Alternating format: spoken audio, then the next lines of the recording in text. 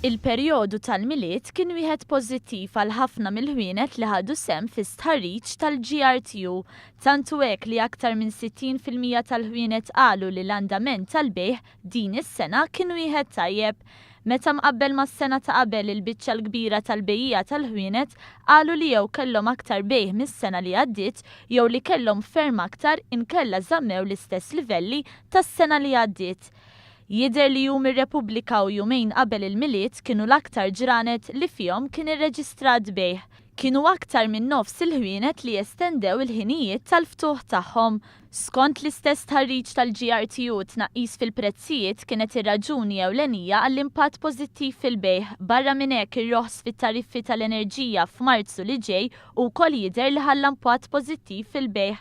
Kemm iż-żieda fit-turisti kif ukoll fil-kwalità ta' turisti li ġew Malta għenu biex iħallu impatt pożittiv fuq il-bejgħ.